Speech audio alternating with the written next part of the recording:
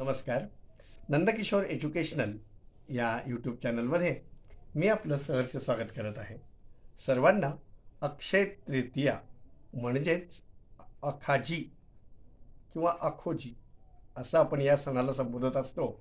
आणि हा सण आपल्या संपूर्ण महाराष्ट्रात, भारतात साजरा केला जातो. अशी आख्यायिका आहे की या दिवशी पितरांना म्हणजेच आपले जे पूर्वज असतात त्यांना आपण जेवू घालतो. आणि पूर्वजांची म्हणजे पूर्वजांना जेवू घालणे हे एक निमित्त मात्र आहे, पण यामागची खरी संकल्पना की त्यांच्याबद्दल असलेला कृतज्ञतेचा भाव, त्यांच्याबद्दलचा आदर, त्यांच्याबद्दल आपल्या मनात असलेलं प्रेम, इवन या निमित्ताने तरी त्यांच्या त्या आठवणींना उजाळा देण्याचं कार्य आपण या अक्षय तृतीयेला करत असतो.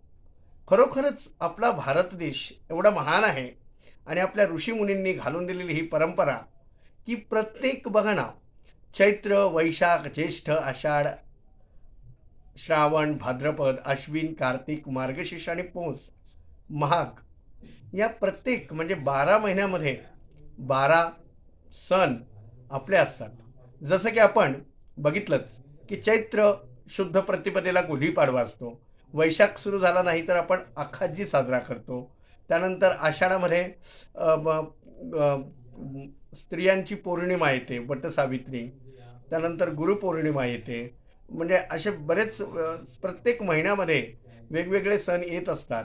पुष महिन्यात संक्रांती साजरा करतो. प श्रावण महिन्यामध्ये आपण बैलपोळा साजरा करतो. भाद्रपदमध्ये गणपती असतात, पितृपक्ष असतो. त्यानंतर अश्विनामध्ये नवरात्र असतात. आणि कार्तिकमध्ये तर काय विचारूच नका, सणांचा राजा दिवाळी असते नाही का. हे असे सगळे सणांचे प्रकार असतात. त्यातला आज अक्षय तृतीया म्हणजेच आखाजी आपण साजरा करतो. या सणाचं वैशिष्ट्य असं की या सणाला पुरणपोळी केली जाते. काही घरोघरी पुरणपोळीचा नैवेद्य केला जातो. पुरणपोळी, त्यानंतर रव्याची सांजरी किंवा रव्याची पुरी म्हणतात तिला, खोबऱ्याची कारंजी केली जाते. आणि पितृपक्षात यांना आपल्या पूर्वजांच्या कृतज्ञता या रूपाने आपण व्यक्त करतो. म्हणजे आपले 12 महिन्यातील 12 सण हे प्रत्येक सणाचं एक असं आगळं वेगळं असं वैशिष्ट्य आहे. आणि ते मी त्या व्हिडिओजमध्ये तुम्हाला विशद केलेलं आहे. त्याप्रमाणे फाल्गुनामध्ये सगळ्यात शेवटचा सण आपला मराठीच्या वर्षानिमित्त जर विचार केला, हिंदू नूतन वर्षाने पाहिलं च्या दृष्टिकोनातून जर विचार केला तर होळी हा सर्वात शेवटचा सण असतो. आणि परत गुढीपाडवा, हे कालचक्र चालू असतं. असं म्हणतात की आखाजीची पुरी व माय सण गेले घरोघरी. आणि मग असं थोडंसं आखाजीनंतर ती पेरणी बिरणी झाल्यानंतर मग पुन्हा सणांना सुरुवात होते. तर म्हणजे थोडंसं सणांचं एक म्हणजे सण प्रत्येक महिन्यातच असतात, पण ती म्हण आहे. म्हणून अशा या साजऱ्या होणाऱ्या आखाजी सणाच्या किंवा अक्षय तृतीयेच्या आपणाला खूप खूप शुभेच्छा. अक्षय म्हणजे ज्याचा नाश कधी न संपणारं ते असं या अक्षय तृतीयेच्या दिवशी आपण सोनं खरेदी करतो, आपलं धनसंचय करतो.